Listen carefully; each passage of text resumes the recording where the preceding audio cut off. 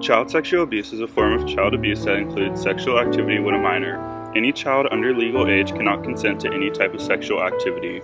Child sexual abuse does not only include physical contact between a perpetrator and a child.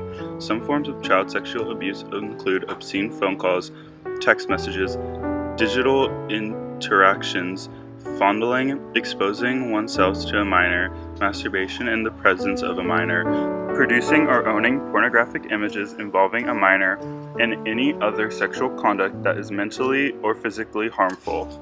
The prevalence of child sexual abuse is difficult to determine because it is most often not reported to authorities. Experts agree that the incidence is far greater than what is actually reported.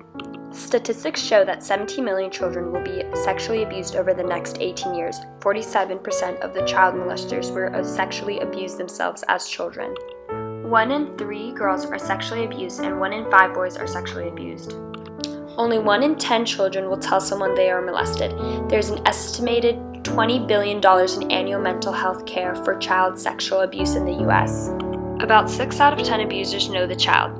About 3 out of 10 abusers are family members. About 1 out of 10 abusers are strangers. Sexually abused children are at high risk of developing PTSD. These victims may put the events of the trauma in the wrong order, leaving them to believe that they can predict or avoid future traumas. They may also incorporate parts of the trauma in their daily lives and play. Victims may behave in a nervous, upset way and may act younger than they are. They may have repeating nightmares. Some sexual abuse survivors show out-of-place sexual behavior that are not expected in a child. They may act seductive or they may not maintain safe limits with others. Others may react to this trauma by becoming depressed. They may withdraw from friends or family. Other children or teens might try to hurt or even kill themselves. Sexual abuse can have a negative emotional effects on children. Most children are used or hurt by trusted adults. This can cause children to feel alone and apart from the others, as well as have a hard time trusting people. The child might learn that the only way to get attention or love is to give someone something sexual or give up their self-respect. Some children believe that the abuse is their fault somehow.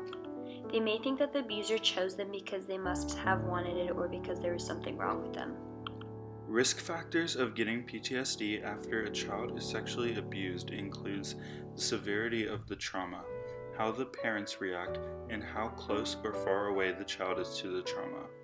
Events like sexual assault are more likely to cause PTSD. The more often the trauma occurs, the closer the child is to the trauma, the higher the risk for developing PTSD. Children in more supportive families tend to suffer less severe PTSD symptoms. For many children, PTSD symptoms go away on their own after a few months. However, if symptoms persist, there are treatment options available. Giving the victim the support and care they need is very important in their recovery. Common therapy options include cognitive behavioral therapy, psychological first aid or crisis management, eye movement desensitization and reprocessing, and play therapy. Cognitive behavioral therapy is the most effective approach for treating children. This approach involves children discussing their memory of the trauma while focusing on techniques to help lower worry and stress and learn to change thoughts or beliefs about the trauma that may not be correct or true.